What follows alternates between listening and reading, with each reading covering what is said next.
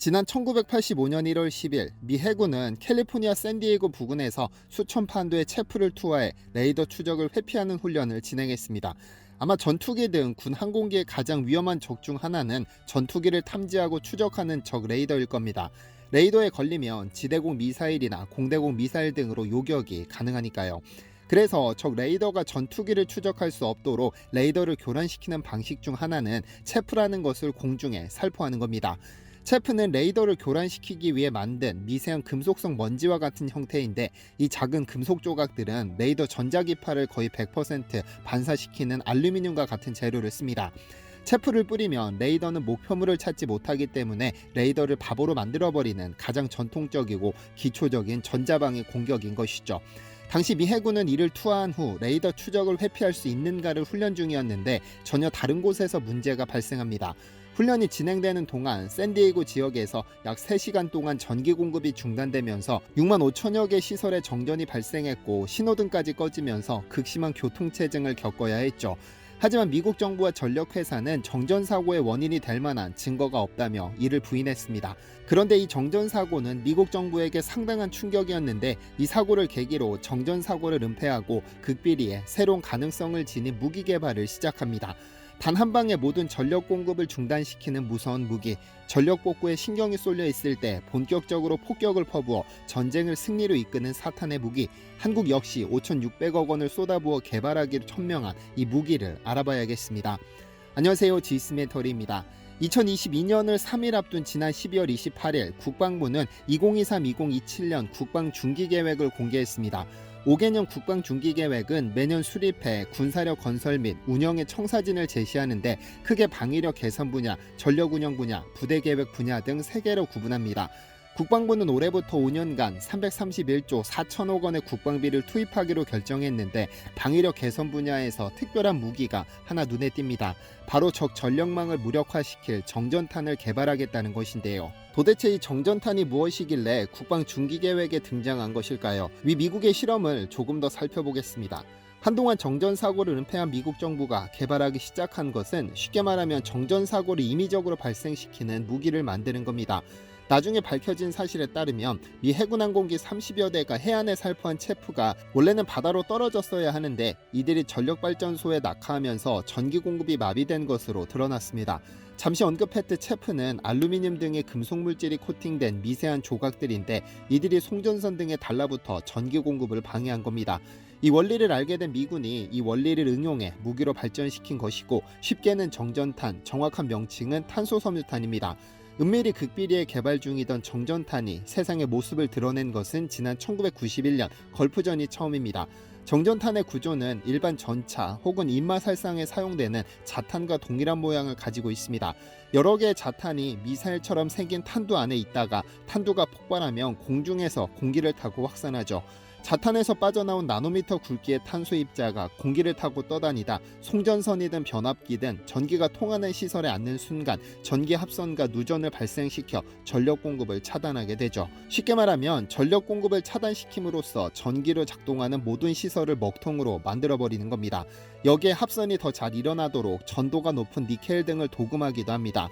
당시 미군은 정전탄을 장착한 토마호크 미사일로 바그다드의 변전소를 공격해 이라크 전역 발전시설의 85%를 마비시켰습니다. 전기는 물론 모든 통신시설이 먹통이 되어버렸기 때문에 상당한 혼란이 야기됐었죠. 뒤에서 다루기는 하겠지만 한국 역시 정전탄에 엄청난 노력을 쏟아붓고 있고, 이는 분명 북한과의 전면전이 발생하면 사용하게 될 것이고, 아마 전 세계적인 사용 빈도는 계속해서 증가할 것으로 생각됩니다. 왜냐하면 전력 공급을 차단시키고 통신시설을 마비시키는 엄청난 효과를 발휘하지만 민간인 피해를 최소화할 수 있는 비살상용 무기이기 때문입니다. 전쟁이 발생하면 민간인 피해라는 윤리적인 책임을 피하기 어렵지만, 정전탄은 인명살상용 무기가 아닙니다. 다시 말하면 미래 전장은 미사일이나 전투기 폭격 등의 불꽃으로 시작되는 전쟁이 아니라 어둠으로 시작되는 전쟁이 될 가능성이 높습니다. 그렇다면 한국은 올해 처음으로 연구를 시작한 것일까요? 아닙니다. 한국은 전 세계에서 몇 안 되는 휴전국이기 때문에 항상 북한과의 전면전을 염두에 두고 무기 체계를 강화해 왔습니다. 따라서 북한의 미사일 기지 및 전력망을 파괴할 수 있는 정전탄 개발을 2006년에 이미 시작했죠. 당시 국방과학연구소 주관으로 응용 연구를 시작했고 시제품 개발 업체로는 풍산을 선정했었습니다. 3년간 연구 개발과 시제품을 생산해 성능 검사를 통과하면 양산을 시작할 계획으로 13억 원의 예산을 배정했습니다. 그러다 10년 뒤 2016년 발표된 2017-2021 국방 중기 계획에 다시 탄소 섬유탄이 등장하는데 당시 우리 군은 2021년까지 탄소 섬유탄을 신규 개발해 수백 발을 실전 배치하기로 했습니다. 이를 위해 ADD는 탐색 개발을 통해 체계와 주요 구성품에 대한 위험 분석과 시뮬레이션 등을 통해 개발 가능성을 확인했고 2022년 3월에 공개한 사업 내역서에서 2025년까지 정전탄 체계 개발 사업이 완료할 것으로 공지한 만큼 거의 막바지 단계에 이른 것으로 보이는데요. 당시 관계자는 탄소 섬유탄이 북한 대형 발전소 상공에서 폭발하면 핵과 미사일 기지 그리고 지하에 있는 7천여 개의 군사 시설에 공급하는 전력망이 끊겨 전쟁 수행 능력이 무력화될 것이라고 강조하기도 했는데요. 북한의 가장 큰 전력 설비는 단연 수력 발전입니다. 한국은 화력, 원자력, 신재생, 수력 등등을 통해 전기를 생산하지만 북한은 수력이 약 63%, 화력이 37%를 차지합니다. 물론 1980년대 말 구소련의 도움을 받아 44만 킬로와트급 원자력 발전소 건설을 추진하기도 했었으나 구소련이 붕괴하면서 중단됐고 한반도 에너지 개발 기구가 신포 지역에 경소로형 발전소를 건설하기로 했었으나 2차 핵 문제가 대두되면서 2006년 아예 종료되어 버려 현재는 수력과 화력으로 모든 전력을 충당하고 있습니다. 아무래도 북한은 산지가 많은 덕분에 작은 강들이 많은데 크지 않은 강까지 무리하게 막아 수력 발전소를 건설했죠. 그러나 이러한 발전소들은 만약 우리 군이 탄소 섬유탄 몇 개만 쏘면 전부 먹통이 되어버립니다. 만약 평양 주변의 평안남도나 남포특별시에서 오는 송전선에 앉는 순간 평양으로 공급되는 전력은 물론 미사일 조립 공장의 전력 공급이 중단되고 핵시설 인근에 위치한 발전소를 공격하면 핵 개발은 일시적으로 중단될 수밖에 없습니다. 특히 최근 자강도를 비롯한 내륙 지역에서 단거리 및 중거리 미사일을 배치하고 있어 여기로 전력을 공급하는 발전소를 공격하면 치명타를 입을 수밖에 없는데요. 쉽게 말하면 탄소 섬유탄 하나로 북한의 눈과 귀, 무기까지 전부 무력화시킬 수 있다는 의미인 겁니다. 이에 ADD는 지난 2020년 6월 모집 공고를 통해 정전탄 체계 개발에 필요한 시제 업체 선정을 시작했는데 그 결과 풍산이 무기 케이스를 구축하고 LIG 넥스원의 유도 키트와 시스템 통합을 담당하게 됐습니다. 신관은 하나가 맡아 개발하기로 하고 오는 2024년 11월 완료할 예정인데요. 이제 1년가량 남았으니 아마 지금쯤이면 시험 발사를 진행하고 있을 것으로 생각됩니다. 이렇듯 한국이 몇 년째 정전탄 개발에 매달리고 있는 것은 그 장점이 상당하기 때문입니다. 지난 1999년 5월 유고슬라비아 중부 지역 사만피트 상공에서는 레이더망을 뚫고 등장한 미군 스텔스 폭격기가 폭격을 시작했습니다. 그런데 투하한 폭탄들이 지상의 시설물을 직접 타격한 게 아니라 공중에서 자탄으로 분리되어 직접 타격을 하지 않고 거미줄 모양의 탄소 섬유를 살포했죠. 정전탄을 쏜 겁니다.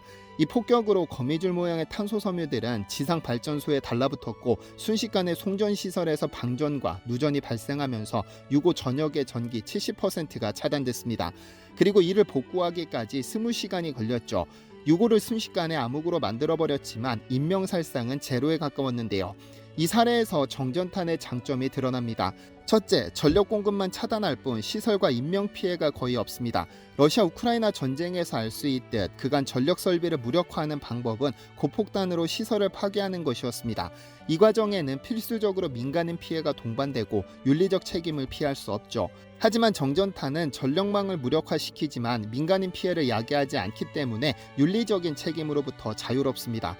둘째, 일단 전력 공급이 차단된 발전소를 재가동시키려면 송전선, 송전탑, 발전소에 거미줄처럼 내려앉은 탄소 섬유를 전부 제거해야 하기 때문에 복구에 어마어마한 시간이 소요됩니다. 결과적으로 적군의 전쟁 수행 능력을 크게 떨어뜨릴 수 있죠. 더구나 정보를 주고받는 것이 핵심인 현대전의 특성상 통신시설이 마비되면 전쟁 지휘부는 아무것도 할 수 없게 됩니다. 마지막으로 정전으로 인한 심리적인 효과도 무시할 수 없습니다.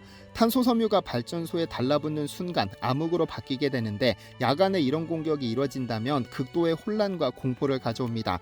보통 전쟁은 사기에서 결정된다고 봤을 때 정전탄이 불러오는 혼란과 공포는 감히 상상을 초월하죠. 2006년부터 개발하겠다고 천명했던 정전탄은 2009년에도 2017년에도 2023년에도 계속해서 등장하고 있습니다. 워낙에 전략 무기이기 때문에 어쩌면 이미 실전에 배치해두었을 수도 있고 아직까지 개발을 완료하지 못했을 수도 있습니다. 하지만 민간인 피해가 없고 완전한 공포를 선사해 승리를 가져올 수 있는 무기라면 얼마든지 개발해도 좋지 않을까요? 시청해주셔서 감사합니다. 디시멘터리에서는 여러분의 제보를 기다립니다. 제 채널에서 다뤘으면 좋겠는 뉴스 또는 널리 알려졌으면 하는 영상은 디시멘터리 네이버.com으로 보내주시면 소중히 제작하겠습니다. 시청해주셔서 감사합니다.